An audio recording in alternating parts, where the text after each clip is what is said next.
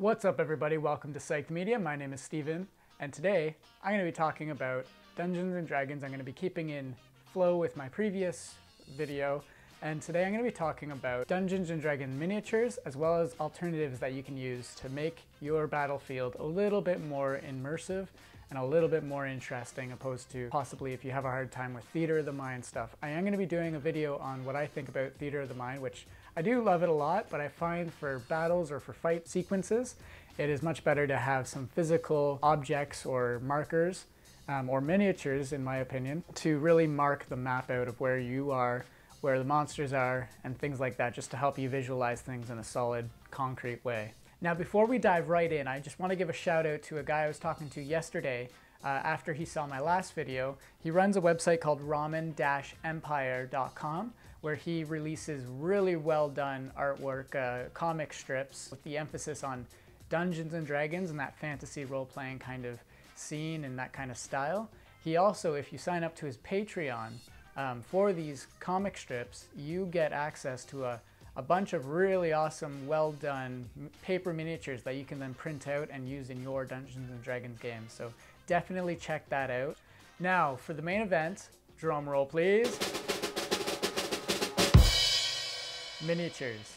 My personal favorite is actually miniatures. They are a little bit more expensive. You can get boxes that are actually random boxes, or you can go onto websites and find individual ones, but they're typically more expensive. Boxes range from $15 to $25 about, give or take. So that's my personal favorite, and they are random, but you never really know when you're going to use them. So it's kind of nice to have a variety. They're 3D, so everyone can see them. They're really awesome, cool, if they can get into thing. Like I painted this guy myself. A lot of my guys I paint myself, so I don't know, it's just kind of another hobby for me on top of Dungeons and Dragons itself. So it works for me, but it doesn't work for everyone who may not have the ability to buy them, or who don't have the patience to necessarily paint them, because you can buy the boxes, but you can also buy Dungeons and Dragons board games where you get about 30 to 40 unpainted minis, which are really awesome quality, but again, you have to paint them because otherwise you can't really see the details, and it's just kind of a blue or green or gray kind of blob almost on your page, which isn't that bad, but if you're going to be paying that money, you kind of want something of quality. So let's switch it up then. Let's look at something that's a little bit cheaper, a little bit easier to do. So you can go to a website called arknight.squarespace.com, where they sell these, they're not paper minis, they're actually plastic, but they're much cheaper. So you can get maybe like a 40 character kit for about $30. So it's a pretty good deal. Still a little bit on the high side, but you definitely get a lot more bang for your buck. And they're double-sided, so you get a front and a back. They're not 3D, they're only 2D, but still, I think they're really amazing. Even if you are using Dungeons and Dragons 3D miniatures, it's really awesome to have these guys for those fill-in creatures or characters, because they don't cost as much. So if it's only a one-off, you're just fighting some dire rats, and again, it's just a one-off, these are some good alternatives that are cheap, yet look really good. Now moving on to the more enjoyable freeness of the internet, there are a few websites, and you can go on Google and check them out, and you can find a crap ton of good printable paper minis that you can print out on your own materials, so either paper, cardstock, whatever you want. I've seen people print it out on paper and glue it to construction paper to kind of give it that nice background contrast. Front and back, there's a lot of really good art that people are willing to give out for free.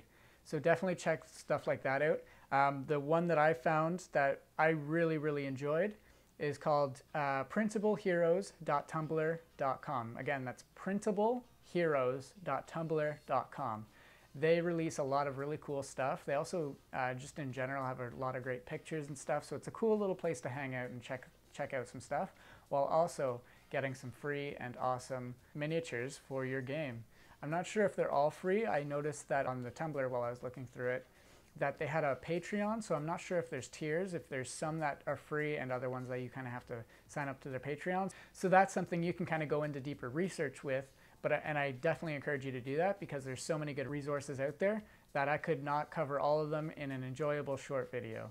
So those are kind of the main ones that I've found across the board. So just to recap, if you want miniatures, 3D miniatures, I personally prefer to buy the boxes, even though they are random. They typically are anywhere from $15 to $25, which is pretty reasonable. You get one large miniature and then 3 small to medium miniatures, which are pretty awesome, and you never know when you want to throw in a couple ambiguous monsters into the mix, so it's kind of cool to be able to build your repertoire of miniatures in that way. Alternatively, there are the plastic miniatures that are 2D, that are really good looking front and back. They are 2D, but they look really good and they work really well as fillers.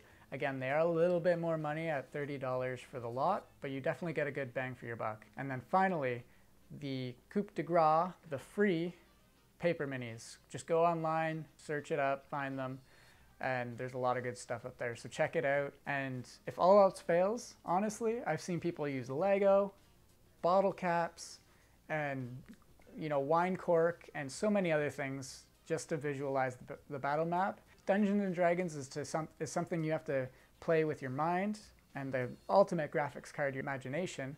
So just kind of dive in, do what you need to do, enjoy your game, build up your collection if you want to go down that route, mix it up a little bit. I know I do. I have some miniatures, some other things. I hope you enjoyed the video. I know it wasn't the most informative. I know there's other videos out there doing the same thing. I figured I'd just put my 2 cents in. I like these websites a lot, and again, I'm going to put them in the description below so that you can have a direct link and you can check them out for yourself. There's so many other resources out there, so these are just my favorite. You can go out. I encourage you to search around, find what suits you in style and artwork. Do what you need to do. If you like this video and you want to see more, like. If you disliked it, dislike it. Let me know why in the comments section below. No hard feelings. And please don't forget to subscribe. I want to keep putting out videos like this about Dungeons and Dragons, role-playing, everything like that. I'm also going to be throwing out some videos about my perception of theater of the mind and why it's so amazing. I might look at miniatures for other games, such as like Star Wars role-playing games, anything like that. So we'll see what's up as we go. So I appreciate you guys joining me today and nerding out with me about Dungeons and Dragons. I love miniatures. I love all these things. I love how we can just like play these games and really visualize it with our head and on the paper. So keep doing what you're doing. Have a good day.